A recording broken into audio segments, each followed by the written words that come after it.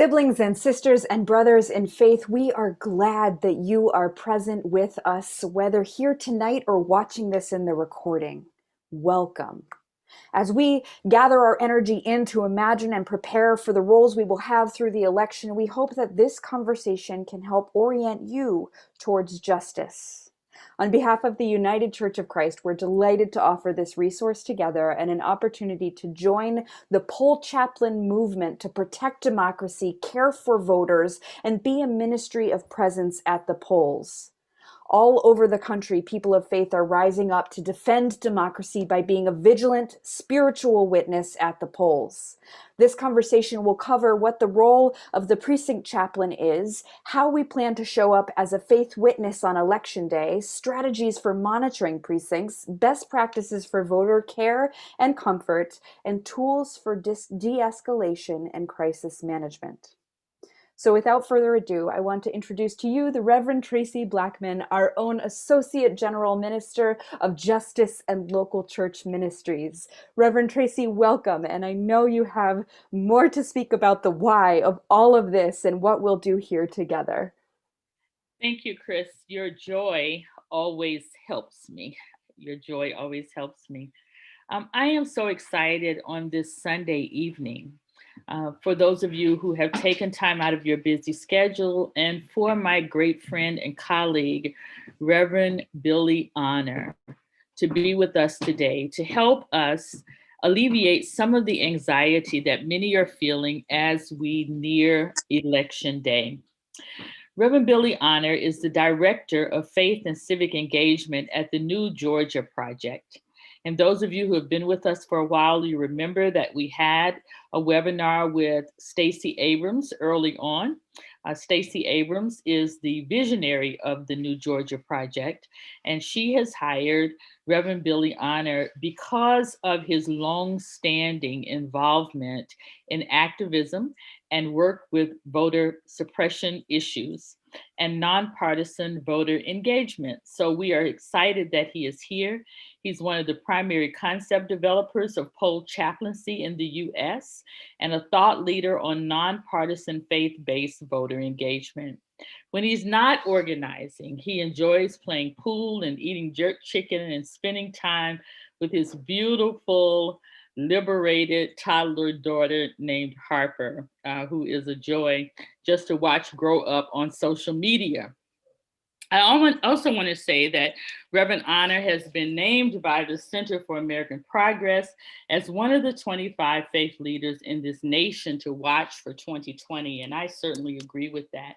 I'm so grateful to you, Reverend Billy, for taking time out of your Sunday to come and be with us. I sent you an SOS call, and you said yes right away.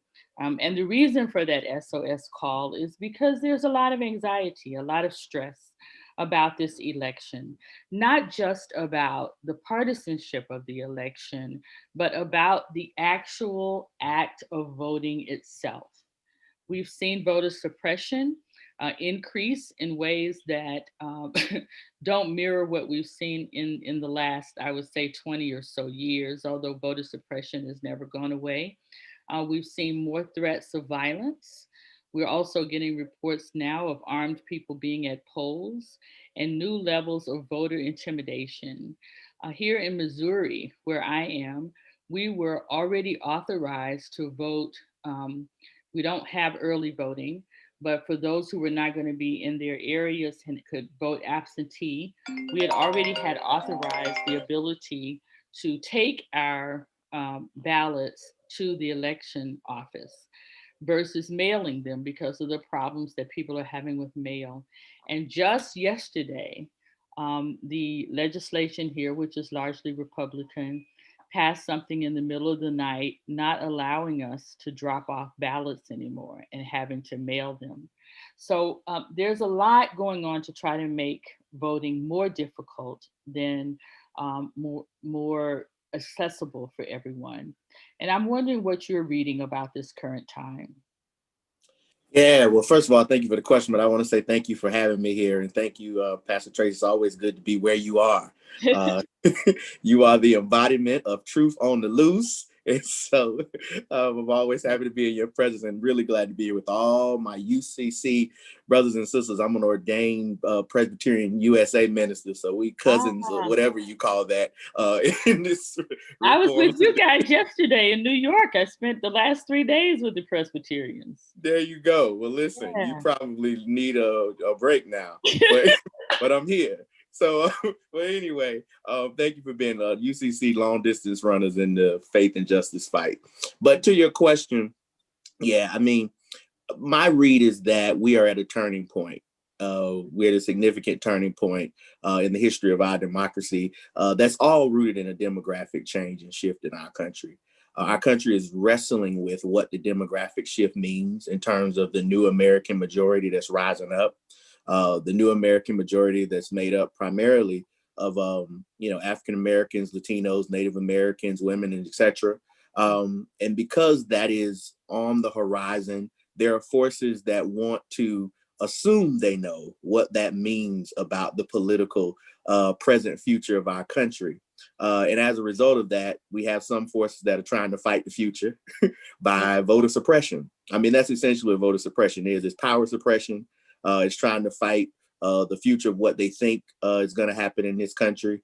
And as a result of that, those of us who simply want to defend the right for all to have access, no matter how they cast their votes, have to also, in addition to just trying to encourage people to participate in the civic process, we have to protect people's right to do so, right?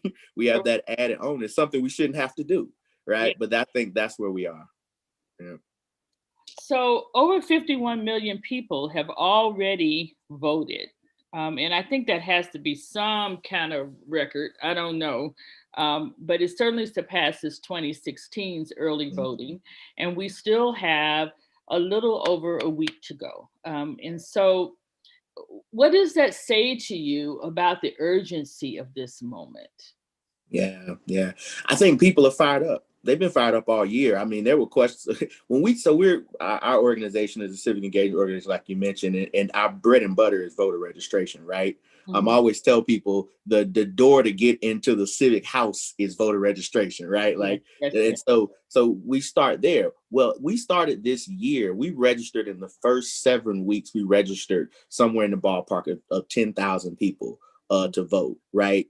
We were on our way to a record-setting year. And I wish I could say that had something to do with how well we do our job. We weren't doing much different than the other years. It was just that people were excited. Like, we knew there was energy around this electoral year. And even with COVID, which derailed a lot of that activity that we had because we were out in the community and can't do that as much anymore. But even with COVID, people have still persisted to participate. And I think it has a lot to do with the fact that people feel this moment like we're talking about in terms of this being a turning point moment, and they want to let their voices be heard in this electoral process so that they can say they did their part. And I think it's beautiful. So Lillian is asking in the chat whether Missouri ballots have to be received by the 3rd or postmarked by the 3rd. And right now it's postmarked by the 3rd. But her question triggers something for me, because talk a little bit about the difference in this election, Billy, because we cannot, if we think we know the answer to this election on November 3rd, something has gone drastically wrong. Mm-hmm. Right. So how do we prepare people for the waiting game and for not reacting to what undoubtedly will be false starts, false accusations, false declarations? How do we prepare people to wait until every vote is counted? Yes. My grandmother used to say, patience is a virtue. That may be scripture. I ain't sure. Y'all help me out. But I think that we need to start now. Preparing people for patience is a virtue. Patience is virtue, because that's what may be required. I mean, when you look at how many states like ours have a rule that you cannot even start counting. So you can chart that people have turned in their absentee ballot, but a lot of states won't allow them to actually start being counted until election day. Think about how many ballots that is that are going to need to be counted in that day span of time. It just stands to reason that we might be on a several day at least waiting period before we actually get a pronouncement, particularly if we are committed to what you said, and that is that every vote be counted, right? What a lot of people don't understand is that you can call these elections. That's why they say we project. CNN and Wolf or whoever it is will say we project. What that means is these are places that are saying we hadn't counted everything, but based upon what we see and what's there, you know, we can say that this is probably going to go. Well, I think we're in a season now where most people aren't going to allow that to stand. They're going to say, no, count it all. And let's see what those final numbers are. And so that may take a while. And we just need to start preparing congregations of our people to just know this may be a while and to be patient. So Terry's asking the question, how are precinct chaplains assigned and what their role will be? And that's what this training is all about. This is what you're here to teach us. I'm noticing in Georgia, I get messages of people who have waited in line for 6 and 7 hours just to vote. In Ohio, people are waiting 4 and 5 hours just to vote. And we have not even gotten to November 3rd yet. Again, in Missouri, we don't have early voting, but in places where they do, we are seeing lines wrapped around the corner of people waiting to vote. We know that in places like Texas, they've closed polling stations in colorized regions. Let's just be clear about that, which is going to extend the line. I think the idea was that we'll close these and discourage people from voting. But all of these people didn't see baby kids, right? Because we don't die. We don't die, we multiply. So the harder it is for us to vote, the more likely we're going to come and vote, right? Because you're not going to tell us we can't vote. So I'm wondering what role we can play, understanding that when we use chaplaincy in this training section, we don't just mean ordained clergy. We mean people of faith, right? We're not, let me say that again, we're not just talking about ordained clergy. We're talking about people of faith. Because the worst thing in the world is for you to want to do something, go out to do it, and not know what the heck you're doing, right? So Billy, will you take it away and help us kind of get an idea of how to do this work? I will, and thank you very, very much. I'm going to share my screen now, so I'm preparing everyone who needs to know that I'm about to do that I am. All right. Okay. All right. So hopefully you can see this now. And I'm beginning with, if not, somebody tell me that you can't, but hopefully you can. I'm You're starting. All good. All right. Magnificent. All right. So what is a precinct poll chaplain? I mean, Pastor Tracy has done a wonderful job in actually foreshadowing a lot of what we will cover. And so this is good. But we're right here at this definition. Some of you have heard of poll watching, poll monitoring, poll working. So those are all three functional terms that get used pretty consistently across the country as it relates to voting. A poll worker is someone who actually gets paid money to facilitate the process of voting. A poll monitor is someone who is officially there from a political party to watch the process to make sure it's fair from their perspective. And then a poll watcher may be any citizen at all who decides they want to come and just watch to see if everything is kosher themselves. Well, we've added this other role to the equation called poll chaplains, and there have been faith-rooted and faith-based folks who have come and poll watch for a long time. So we aren't saying that we created the function itself, but we do like to think that what we're talking about in terms of poll chaplaincy is unique to this particular electoral season that we're in, to the extent that it combines a few roles together into one, which I'll talk about. But the functional definition is the one that you see. This is the one that we came up with. A poll chaplain is a person of faith who helps promote transparency and fairness in elections by being a ministry of presence and protection and care at polling sites. They are representatives of faith and defenders of democracy. Representatives of faith and defenders of democracy. I mean, essentially, a poll chaplain is someone who is trying to be a ministry of presence. at places where people are voting. I mean, that's the best way for you to explain it if someone asked you. And you could go on further and say, and they're doing poll protections, they're doing election protections, they're doing caring for voters, and as well as being a vigilant witness at the polls, which I'll say more about later. As Pastor Tracy said, our approach to this and the recommended approach is that it be multi-faith. We live in one of the most multicultural, multi-ethnic, multi-religious Americas ever in the history of this country. And we think that we should try to model that as best we can, even in this endeavor of poll chaplaincy. And so we have people in our current organizing of it here in Georgia. We have people who are part of mosques, synagogues, and temples. We have imams, rabbis, pastors, bishops, archbishops, apostles, whatever they call themselves. They're all a part of this endeavor, really without much distinction in this regard, except that all of us are here as people of faith who believe that the democratic process is worth protecting and voters are worth caring for. We recommend that it not just be clergy only. And so our effort is really an effort of anybody who considers himself a person of faith who is down with the values that I've been talking about. Yes, there are clergy folks who are a part and they're happy to identify themselves as such when they are out and about and wear their clerical wear, which I'll talk about a little later. But we don't put emphasis on that. And there are some poll programs through other organizations, national orgs, like Lawyers and Collars and others, who are clergy centric, and I support that. But in our particular endeavor, this is about everyone. This is about everyone. So that's a working definition of what a poll chaplain is. I also like to say that this poll chaplaincy is rooted in a theology of civic engagement. I think it's really important to root whatever we do in some theology, right? So that people understand that this is not something ancillary or that we just kind of doing on the side. Like, this is actually an expression of our faith, right?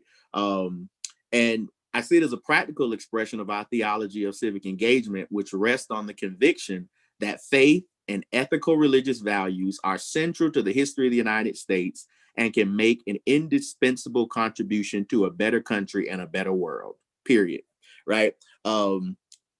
This says that when we participate in the civic process, when we participate in the body politic of our country, when we do so with the best of our ethical and religious insights, that actually makes our country a better place. And I think our history bears witness to that. This is motivated by the gospel imperative to love God with our heart, soul, and mind, and to love our neighbors as ourselves. This is called the love ethic, as many as you know.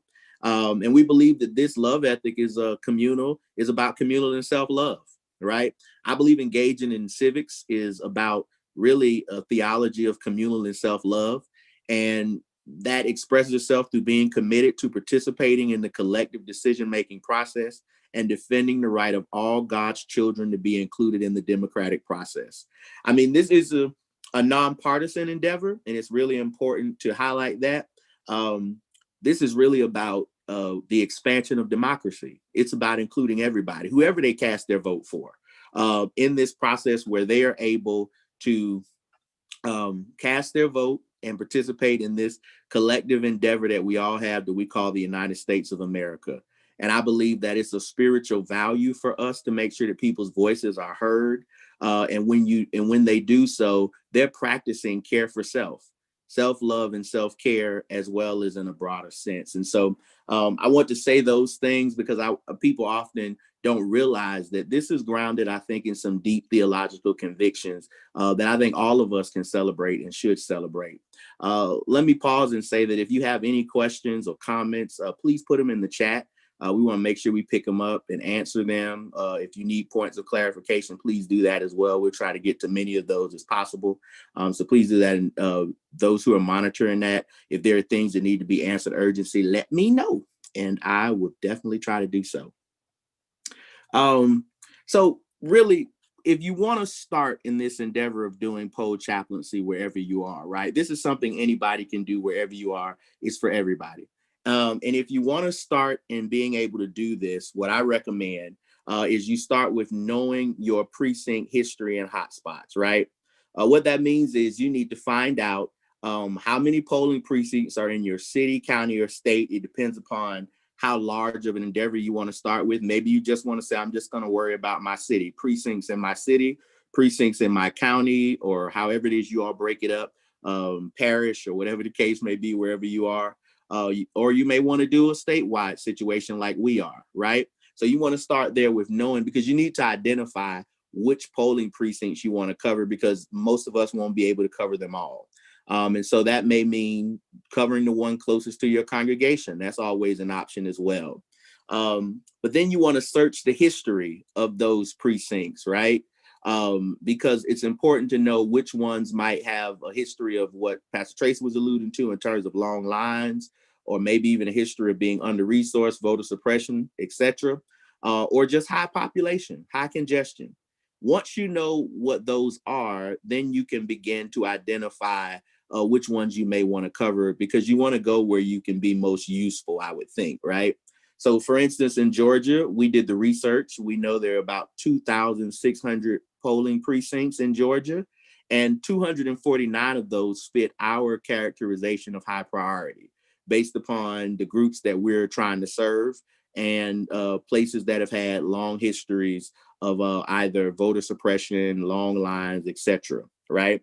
So then you set a goal, like how many volunteers or poll chaplains will I need to cover however many precincts it is that I have identified that I'm interested in. So in our case, we have 249 precincts. Then we said, well, hey, we'd like a goal of 200 poll chaplains to try to cover as many of those as possible, right? So you should set a goal. Now, if it's just you as one person, you're the mighty one, that's fine too. Then what you'll do is you'll just find out where's the best place for you to be. But however it is, whether it's 1, 2, 100, or 200, you just need to know what your goal is, and you need to plan for it. What you want to avoid is just trying to go show up at a polling precinct on election day, and say, I'm here. You want to try to do some advanced research so that you can know that you're somewhere where your presence will be needed, because all precincts won't be created equal. They don't all have the same issues. They don't all need the same types of service. And so that's what you want to find out. Now, I know some of you are like, I'm really busy. Who has time to find out and do all of that, especially when we're only like some days out from the election? Well, that's what I would suggest, that you connect with a local civic engagement organization or a local elections office in your area who can help you make obtaining precinct history much easier. Definitely at this point, since election day is fastly approaching, you want to try to work smarter, not harder in this case. And so we are definitely advising people to try to partner really with groups that are probably already have probably already done this work and know the answers to these questions, and even better still, plug in maybe to where they need help, because a lot of these groups already know where they want people, and they may just need you to plug in your network yourself, or whoever it is that you are bringing with you as a poll chaplain into the groups, into the precincts they've already identified. So those are some things to think about, because I do think hotspots and precincts history is a very important place to start with this. Let me stop. Are there any questions that have been in the chat? Anything we can address right now? Not at this point. Okay. Good stuff. Let's so what could probably go wrong on election day? I mean, this gets to what is the need, right? Like, how can precinct chaplains and poll chaplains, as they show up, how can they be a value add, and why are they needed? Well, practically speaking, there may be intimidation by anti-democratic forces. We've had some white supremacist groups who have made vows to show up in particular places on election day. There may be very, very long lines. There may be inclement weather, and on the long lines, it's not maybe, there will be long lines all across the country. We know that. There may be inclement weather. In Georgia, it tends to rain on election day here, which we can't quite figure out why, but most election days it rains. There may be frustrated citizens denied the right to vote, right? There may be under-resourced polling sites, right? There's a polling site I remember I showed up to a couple years back, and there were two voting machines not working. And I inquired why. And they said they didn't have surge protectors, which blew my mind, that we would have polling precincts in the United States of America with an election system as financed as ours are. And they would be so poorly resourced. And it just made you think that this was intentional, right? That it just has to be. So we went and bought surge protectors for those machines to work, which was we were glad to be able to do so, but we should not have had to do that. And so it made a lot of people frustrated. And so these are some of the things that we see here in Georgia, and I know that it happens all over the country. And so these are some of the things you might see. And the reason why we watch polls and why we make sure that there are people there who are able to assist and help in these situations. And so really the roles of poll chaplains speak to what we talk about in terms of how it is we speak to these possible challenges. And that has to do with the function. Sorry to interrupt you, Reverend Billy. Could you say that one more time? Your internet cut out a bit. Oh, I'm sorry. Yeah. So this is intimidation and anti-democratic forces and white supremacist groups, very long lines, inclement weather, frustrated citizens denied the right to vote, and under-resourced polling sites. And I said a bit about a situation that we had pertaining to under-resourced polling site here in Georgia. But these are some of the things that you might see if you encounter doing this work out in the field. You might see these things happen. And so what the poll chaplains do is their role is to try to help to speak to each one of these things. And so here's some of the functions of the poll chaplains that you go out. So once you find out which polling sites you want to go to, then you get you a schedule. You do a schedule, but then you show up on the day of. And when you show up, one of the things that we train people to do is you take an assessment of the site. You want to know, is it ADA accessible? That means, there's wheelchair ramps, all of those types of things. You want to make sure because the federal government requires those things to make sure that happens. You want to know that it opened on time. So hopefully someone can get there when it opens or right before to make sure, because it's not a holiday to vote in the United States of America, unfortunately. And so there's only a short window that people get to be able to vote sometimes before they have to go to work or go do whatever. And when it doesn't open on time, some people may leave and most likely they aren't coming back. And so it's, did it open on time? Are all of the machines functioning? These are things that you want to check for when you arrive. Is everything going the way it should? Is everything functioning the way it should? Is there adequate parking, or is the signage correct? All of those things are what you want to look for. Then you want to have some way of kind of keeping track of how many people are voting every couple of hours, right? So what's the turnout look like? And this functions in different ways in different states, of course. But here we have to go in and ask. They don't have to tell us because we aren't there officially, but most will be nice and tell us. And so we sort of record and track how many people are voting throughout the day. Then the other thing is the snacks and resources. If there are long lines, probably the most important thing you can do is to be a ministry of presence by caring for people and making sure that they're standing in these long lines as comfortable as possible. So that's passing out snacks, water, PPE as people stand in lines. Of course, you can't have any conversation about anything having to do with the ballot, but as long as you're there to say, hey, thanks for voting, thank you for coming to get it done, anything I can do to help, just let me know. All that kind of stuff people will love and appreciate, and it's totally legal and totally permissible, right? I often tell people no one will talk to you about their experience most likely unless you talk to them. So talking to voters as they come and as they exit, how was your experience? Did you vote? Great, mission accomplished, good job, etc. How'd it go? And then people will tell you, well, this happened or that happened. And so then you get information about how the voting process is going for people at that particular precinct, and you get a chance to know if you can be of assistance in any way. Taking pictures of the site throughout the shift for sharing is also helpful. This encourages other people to come vote. If somebody was thinking about not going and then they see somebody they know with their picture up saying, I just voted, or I was in and out, it wasn't that bad, it was a great experience, all of that, then people are more inclined to come and participate themselves, right?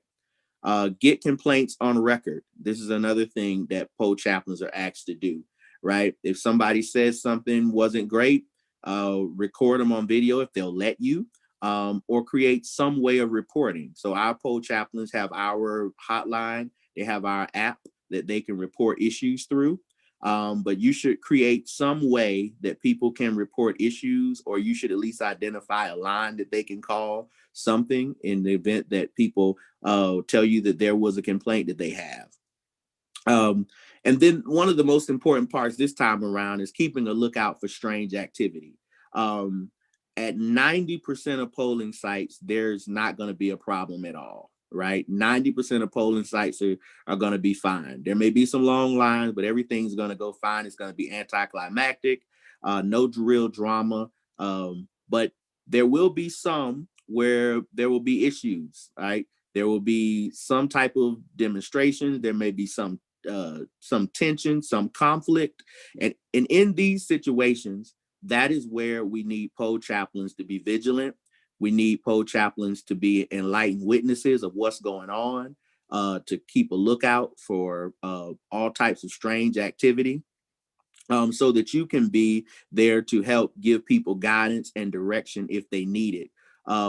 We as people of faith are hopefully coming with a sense of peace and calm, and we want to try to share that with voters as they come, even if there are things happening around us. And so this is our value add, as I like to tell our poll chaplains. There'll be other people who are going to show up, lots, who are going to be doing poll monitoring and election protection. But the ad that we have is that in addition to doing those things, we also bring the ability to be able to be instruments of God's peace in these situations, and to de-escalate tensions if need be, right? Because again, we don't know what's going to happen at some of these polling precincts, particularly the ones that are not in urban areas, that may be in rural communities or in some other smaller towns. The Southern Poverty Law Center has been giving us updates about what groups might be planning to do.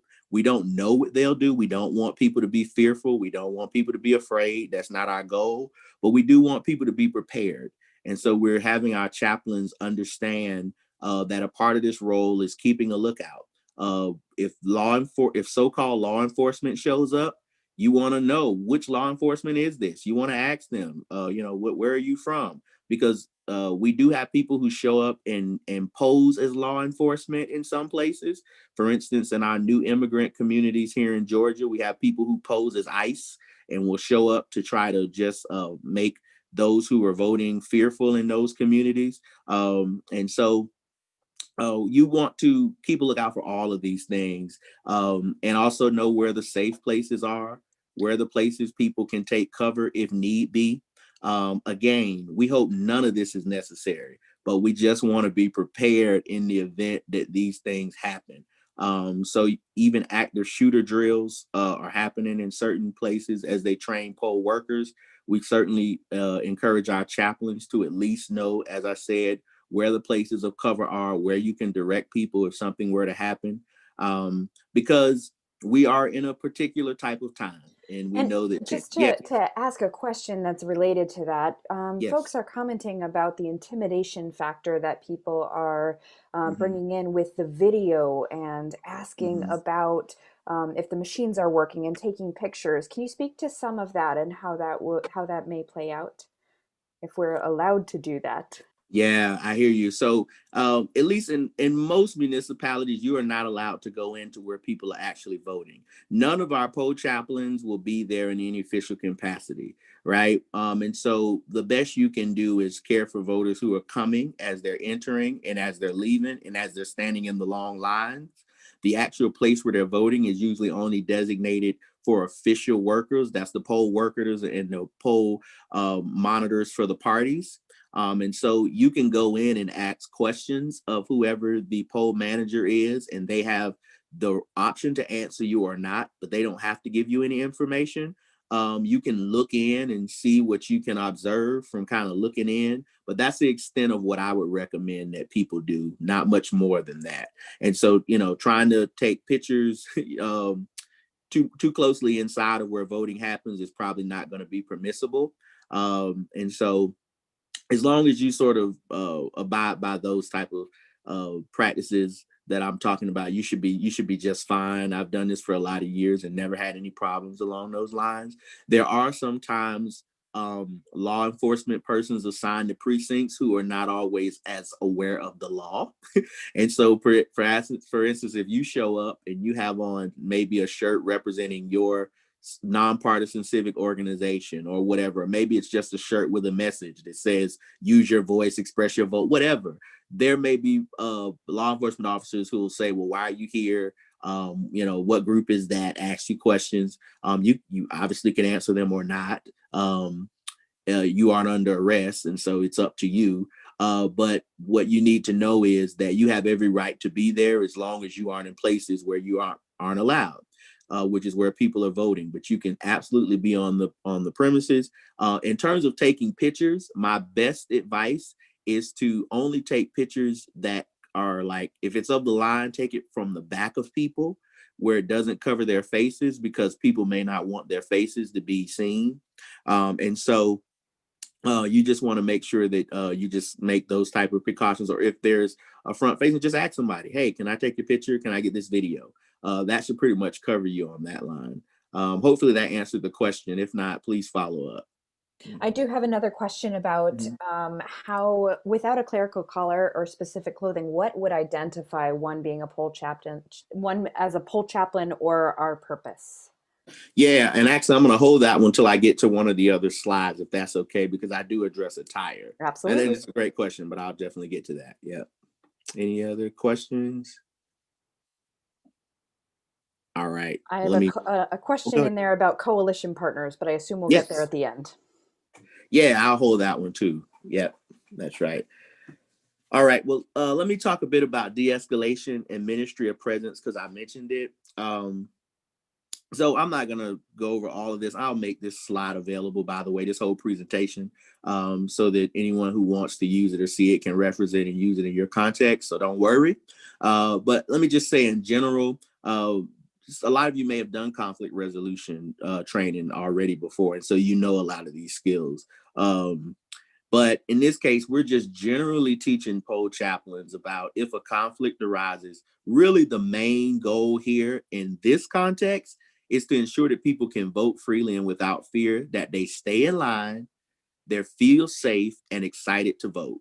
That's what we want them to do. Remember why they're there. So if something jumps off and something happens, then if there's more than one of you there, you want to make sure you know the role. One of you should be tending to the voters to make sure they're keeping their eyes on the prize, which is voting. So eyes straight ahead or whatever, like not focus on whatever the intimidators are trying to get them to look at or whatever the tension is. And then the other person can try to de-escalate by going over and actually confronting. That may sound strong, but what I really mean that in the sense of, if something is going on, if two people are having a tension, what's the best way that you can engage that tension in a way to be helpful, if you feel comfortable. And as we always have to say about de-escalation, this ain't for everybody, because everybody's not built for this, right? And we want to fully acknowledge that. And if this is something you don't feel comfortable with, then you say, well, this is part of the role that I'm probably not going to do. I'm going to do line warming, and I'm going to do the election protection part and all of that. But if something happens, somebody else going to have to de-escalate. That's completely fine. Because this is not light work. This is serious. It's like when we do those who've done protest chaplaincy, that's serious, right? Being willing to stand in between protesters and the law enforcement and say, listen, I'm going to be here just to make sure that this doesn't get out of hand and all of that. That's serious work, putting your body on the line. And you have to be able to know this particular part of it is what, this may be required. And so if so, these are just some things you need to know in terms of tools for de-escalation, making sure people don't abandon the line. As I said, delegating responsibilities in these situations, trying to create distance between the agitators and the voters. making sure the voters' attention tries to stay on the goal, document what's happening, determine the safe areas of the precinct, all the things I've said already. And so really, you just want to make sure that there isn't violence that ends up happening at polling precincts as best as you can help. And that law enforcement doesn't have to get involved and people don't have to go to jail either. We don't want people to go to jail in any situation, but COVID is in the jails. This is definitely not the best time to be an incarcerated citizen. And so we want to do whatever we can as poll chaplains to try to make sure the situation stays as contained as possible, right? If you cannot do that, if it's a situation that really devolves into a bad place, you want to consider disengaging and leaving, definitely. You want to think about that. You want to see how you can be of help to others, but you also want to make sure that you're of help to yourself. You want to have good communication with you and others who are there trying to help out to make sure you all have a plan in the event that things like this happen. And document what happens, and try your best to stay peaceful and don't panic. And so those are just some of the things I can say. There's a lot more I could say about that. We have a toolkit that we give out to our poll chaplains that has a lot of information around this de-escalation and how it works in a more expanded way. But these are just some of the things that I wanted to uplift and say here. I'm happy to answer any questions about this.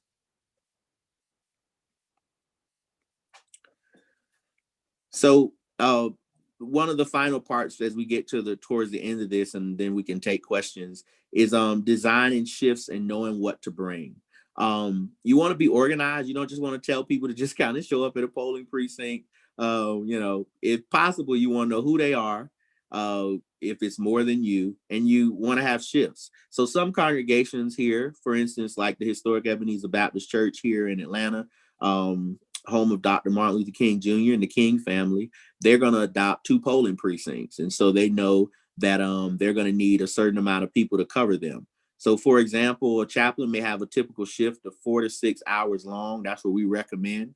So some programs have people out all day. I don't recommend that. Most polling precincts are open 12 hours, 7 to 7. That's a long time. We're only asking our poll chaplains to be there for a 4-hour shift, 6 if they really want to, like if they're really just enjoying it. But a 4-hour shift, and we really like to try to pair them up with somebody else if possible, so that they will be there with someone during this time. But if not, then they do their 4-hour shift. If there's someone to relieve them, that's great. If not, then they just leave and they go home. They've done their work, right?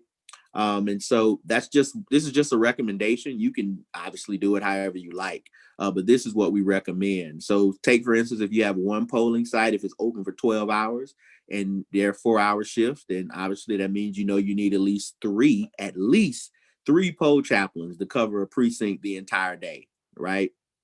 So that's just one way to think about it. Then you need 6 if you want to cover it with 2 people each shift. You need 6 poll chaplains for the entire day to cover a precinct, right? You want to know the hours, right? Because all polling precincts don't have the same hours. Some open different times and close at different times based upon the states and the counties. This is important to know mostly around closing because, for instance, here in Georgia, the last person in line at 7 o'clock will get to vote. And it doesn't matter how long that takes. And I have been out on election night till 11 o'clock at a polling precinct, just waiting for that last person who was standing in line to vote, right? And so you want to factor that in as well. That that person doing the closing shift may have to stay later if the goal is to make sure that everybody has voted and make sure that the chaplain is there with them. You want to determine a reporting and communication system if possible. Some way, even if it's a Google Doc for you to help people who are volunteering doing poll chaplaincy in your area to report the information, to report in. Like you want that information to be documented. You don't want to just be out there and nobody really know what happened the next day in terms of what was going on. You want to be able to document that information. It'll be helpful. Determining a resource distribution site. So this has to do with the snacks, the water, the PPE, and all of that. If there's more than one person, if there's a large groups, there may be people who want to drop off things. They may not want to be a poll chaplain, but they may say, hey, look, we can give water, we can give snacks. Well, you probably want to designate a space where they can do that, whether it's your congregation or community center, whatever. You want to find that space or spaces so that people can drop it off, and so that volunteers know this is where I'm going to come on election day or the day before, so that we can pick up the things we need to pass out. And if we run out, they'll also need to know where they need to go on election day. Finally, what do you need to bring if you're going to be a poll chaplain? So we recommend bringing something to drink to stay hydrated, clerical wear if you desire. I mean, it's always nice for people to have someone they can identify in terms of clergy. You know, that usually means something. Certainly like at protests, we've seen this be true. But because this is not a clergy-centric endeavor as we do it, we don't encourage it nor discourage it. We simply say, if you want to do it, that's fine. But the way in which we will have poll chaplains be identified is we've created these badges, and basically it says nonpartisan poll chaplain. And then, you know, that has a symbol on it and all that kind of thing. We'll pass those out the days before to all our poll chaplains, and they can wear that with whatever it is they're going to wear. And that will be the only way they'll be identified for us. We don't have like safety vests. Some people might want to do safety vests. That's completely fine. So that people know, you know, those yellow or orange vests. But for us, we're only doing the badges that let people be identified as such. The other thing we recommend is a fully charged communication device. You're going to be out there, and so you can't assume that there are going to be places to charge your phone or whatever. So if you can buy a portable charger, we really would recommend that. You're going to be glad you did, so that you can have it there with you and make sure you can have communication all day. This is really important. You don't want to be out there without any ability to be able to communicate. The other thing is a transportable chair. That's going to be important just in case you want to sit. These are long, 4 hours is a long time to just be standing. Hopefully you'll be engaging with voters, but you want to have a portable chair just in case you have time to sit or if there aren't long lines. An umbrella or whatever is whatever is relevant to your weather situation wherever you are. I know it's snowing in some places, so whatever y'all bring in places where it's snowing, whatever is needful in those situations. You know, like I said, it usually rains here, so we highlight umbrellas. But whatever. So one of the things that you couldn't put on your list is ponchos, because we give out ponchos when it rains, and people love us a long time when we're able to do that. And so those are the type of things you want to think of. What could be helpful to voters when they stand in line? Some people have tables with books on it, like used books that people can read if they didn't bring reading material. And they just set up a table with books and different things like that. And that's what you want to think of. What could be helpful for people when they're coming to vote in this process that we can provide and show care? Whatever that is, if you can provide it, then you want to do it. And then, yes. I want to ask a question about the ponchos. I like that idea. Do you have a source where people can order ponchos, or do you just order them from somewhere and we have to find our own place? Yeah, so I have to find out what our the staff person on our staff who does that, but they do buy them online. I'm sure it's not anywhere special, but I'm happy to share like So they're where they. not branded. They don't say like. Oh no! I mean, that'd be cool. We haven't done that yet. Okay. No, they're just you know, general ponchos that we've been passing out. Okay. Yep. Yeah, it's a good idea though. Yep. And so yeah, and I would just say just a positive attitude about the experience would be helpful. And whenever we go through this list, there are always people who think of things that we didn't think of, and I think that's the goal, right? Is to try to be as creative about how you can be of service to folks in your area. And there may be some actual things that are relevant to where you are that are unique that you can give out to people, and I think that can be helpful. And people will remember it and they'll be thankful for it. Choirs singing, like if you maybe can coordinate praise at the polls. We have a lot of party at the polls performers who just come and are singing while people are standing in line, but choirs, like if the choir may come and sing a few numbers while people are there. This is another value add that communities of faith can do just to entertain people while they're standing in line. We have a little song that we like to sing sometimes when we're doing it. There used to be a song we grew up when the doors of the church are open, come on in. And so we changed the word church to polls. And so we're like, the doors of the polls are open, come on in. We'll be singing that at the door. People always enjoy that.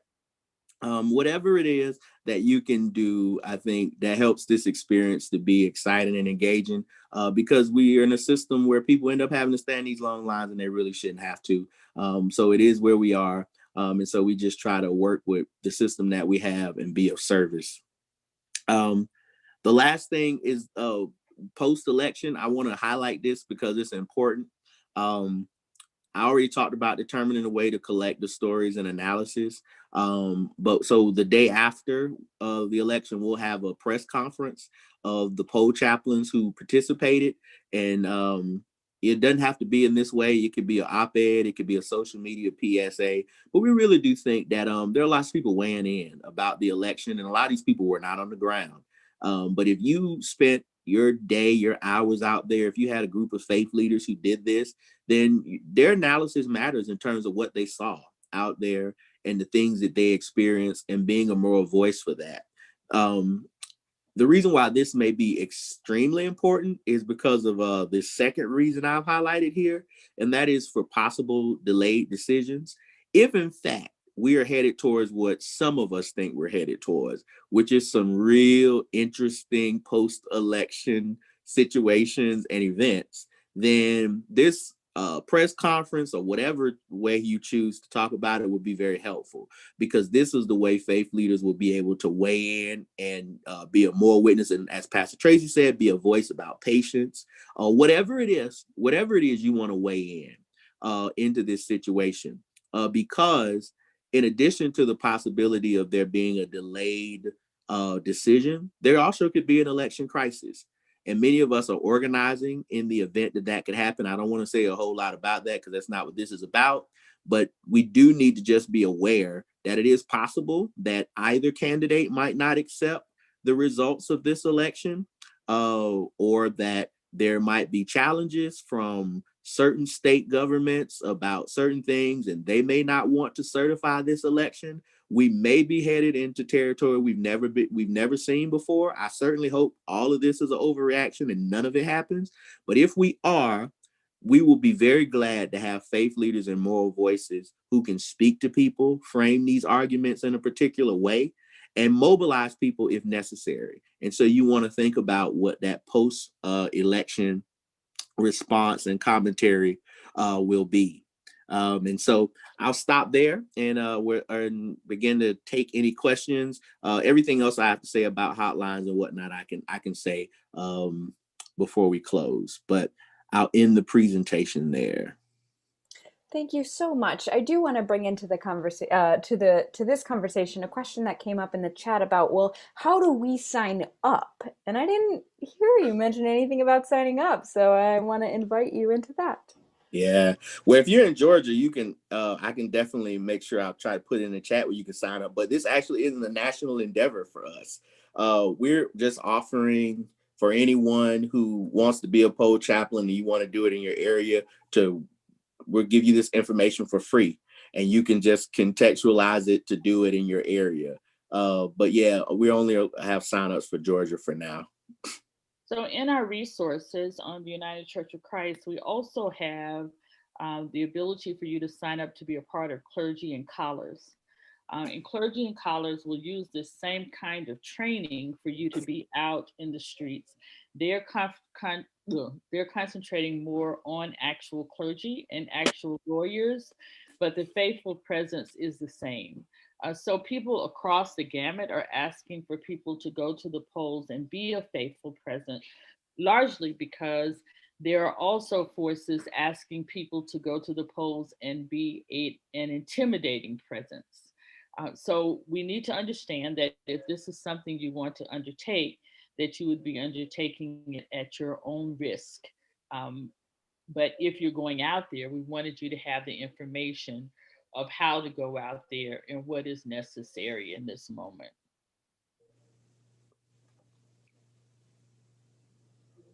And I would on, if I could add something to that really quickly, Pastor Tracy. I think if there are multiple groups, so for instance, we've been in conversation with lawyers and callers, and that group here specifically for Georgia, because what our concern is, we don't want to saturate polling precincts with poll chaplains like in places if they're needed in other places. So if you can have collaboration in your area so that we can know, okay, well, if you all are going to have people here, then we don't need to be there. Obviously, there are other places that we can be. So I think collaboration among groups is wise, so that we are utilizing our resources in a good way. I think that it's also important that people understand, and I think you said this, Billy, it's not wise to go alone. So I've done this before. We do it in partners, do it in teams of 2 at least. You shouldn't be out there by yourself. And most of the time when I have done it personally, it's been a very peaceful presence, right? You're not out there to push your candidates. You're not out there to push your ideas. We hand out water. We make sure elderly people who are waiting in line perhaps can come and sit in the car. I like this idea of chairs. We didn't have chairs, but we'd allow them to come and sit in the car and rest and hold their spot in line for them for a while. Offering snacks to people, because in some areas, the lines are multiple hours long. If you are a diabetic or you have some kind of illness that requires you to need to eat at a certain time, it can often be a medical challenge. And so we would be there for that, but always in teams of 2 or more. And understanding that there is no kind of superpower. You don't have a cape on that you can disrespect what officials say there, or disrespect what law enforcement says there, or any of those things. You are there to offer a peaceful presence. Reverend Chris also brought up, and this is true, that the Poor People's Campaign also has poll monitors, and we are a member of the Poor People's Campaign. And so we will also put the link to Poor People's Campaign there. I asked Reverend Billy to come because they've been doing this in Georgia for a long time, and not many people are training on it, even though I have put some resources out there. And if you woke up on election day, you saw something on the news that got you riled up, and you decide you're going to go out and monitor the polls, I wanted you to know what you can and cannot do safely. Thank you so much. I want to clarify. So the reason why the Poor People's Campaign came up in the conversation was a question from someone watching about the coalition partners working together on this.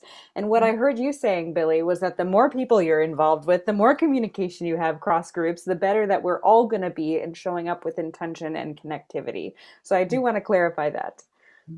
But they do have poll monitors, so they can look into the Poor People's Campaign as well.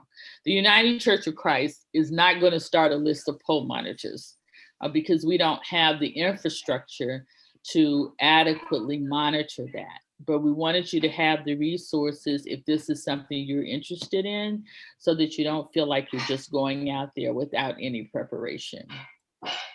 So, having said that, and seeing no more questions in the chat or the Q&A, I do want to say that if this is something that has mattered to those of you who are watching, whether in the live stream now or the recording, we want to encourage you that you can text to donate to support this ongoing work by texting UCC to 41444. I also want to let you know about a couple of things that are coming up that are really worth some attention into. The first is this Tuesday in the United Church of Christ. We're going to talk some about understanding medical debt abolishment. We've run a huge campaign in conversation with RIP medical debt, and some of them will come and speak with us about all that we've learned and seen in the process along the way, and you can understand and learn that as well. And then secondly, on Thursday of this upcoming week, a conversation between 2 people that I would call incredible activists for racial justice and civil rights, those folks being the Reverend Tracy Blackman and Ruby Sales. So come and listen and witness and learn from those who have been in this conversation longer than we. Tracy, anything else that you would like to add before we move from here to what is next? I would. Please do not underestimate the resources that we have in Our Faith, Our Vote. And they're also listed in our Faith, Our Vote resources, other organizations that are planning faithful presence at the polls. Just reiterating what Reverend Billy said. Again, this was about making sure people are not going out into the streets and not knowing what they are getting into, because we don't know what's going to happen at these polls. We've already seen intimidation. We've already seen people show up with guns. We've already seen people showing up with videos. And we are not suggesting that you do that. Let me say that again. We're not suggesting that you do that, but that you ready your mind and your spirit if this is the way you want to show up. And if it is not the way you want to show up, it is okay. There are so many ways that you can be involved in this moment.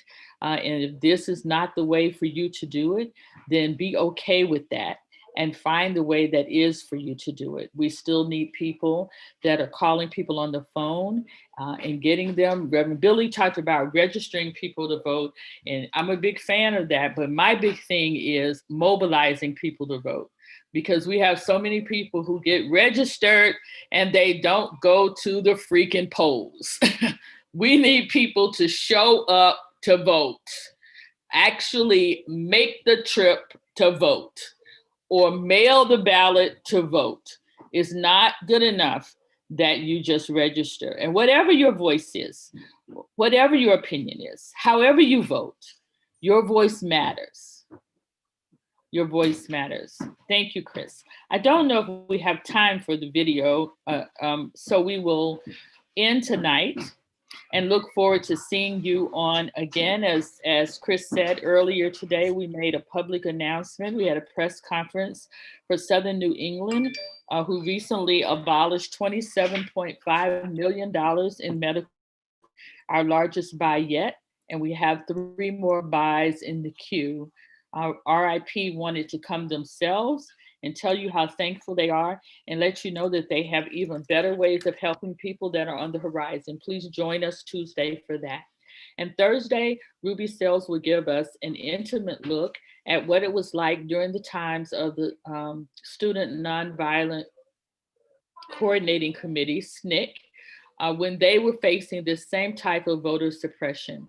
And Ruby and I are very close friends, and we talked about 2 hours last night because she always talks about my temper and how she needs me to keep my temper under control. She has some very serious things to say about what voter intimidation really looks like and what violence looks like when people don't get their way. And so I asked her to come and be with us so that we could hear some of those stories and remember to operate from our strongest self and not from our weakest self.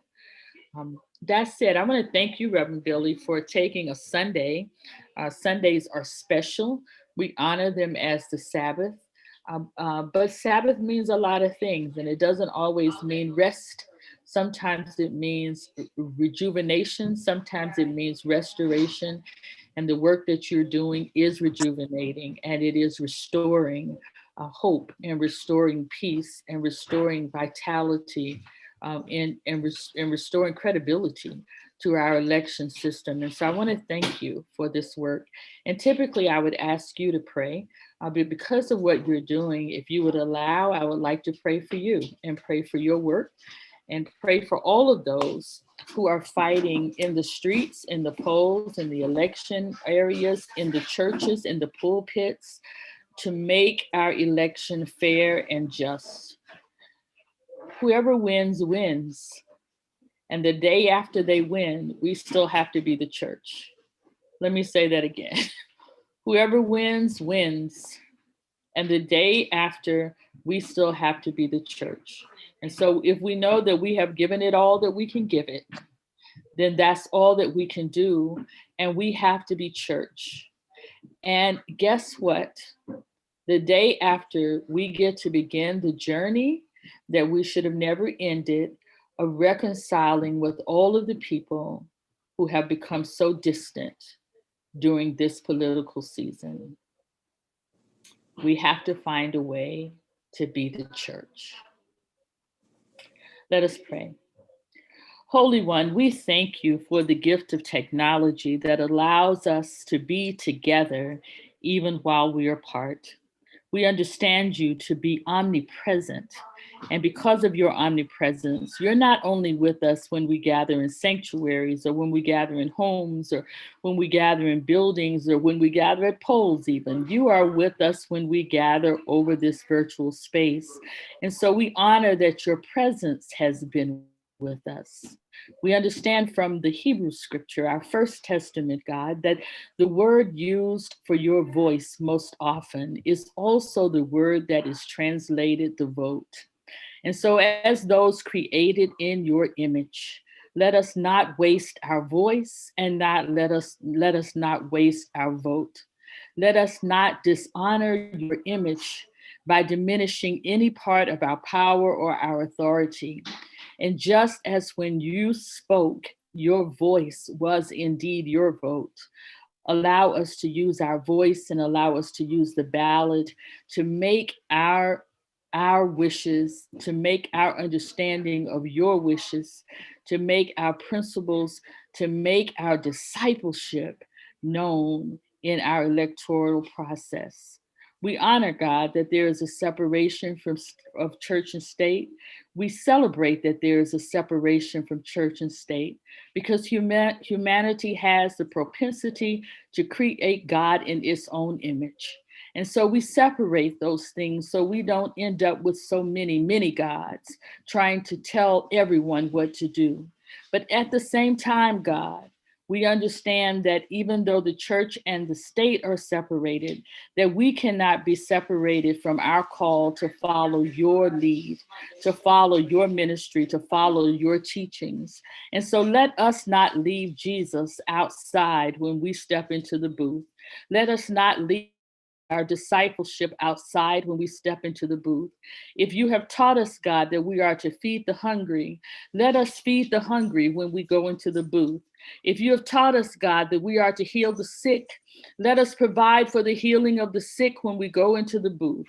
If you've taught us, God, that we are to be shelter to those who have no shelter, let us provide shelter, God, when we go into the booth. If you have taught us, God, that we are to have dominion over all of creation, that we are to care for creation and to love creation and to value creation as that which is created by you, then don't let us, God, leave our love for creation outside of the booth. Help us, God, to unify our discipleship with our partisanship, our discipleship with our politics, our discipleship with our vote. And however that comes out, God, we will give you the glory. For your word is clear. You have told us what you require of us, that we love justice, that we do justice, that we love mercy, and that we walk humbly with you. Help us to walk no matter how long the lines are. Help us to walk no matter what obstacles we face. Help us to walk so that we can help create a just world for all. Bless Reverend Billy and his efforts. Bless the New Georgia Project and their efforts. Bless those poll workers and poll chaplains who will be present in every state to ensure that we have a fair and just election. And let there be peace in our streets, peace that is brought by justice. These things we ask in the only name I know how to pray in, and that is the name of Jesus. Amen, and thank God. Have a great weekend, you guys. Well, the weekend's over. Have a great evening. Thank you so much, Tracy, and thank you so much, Reverend Billy. It's good to be here.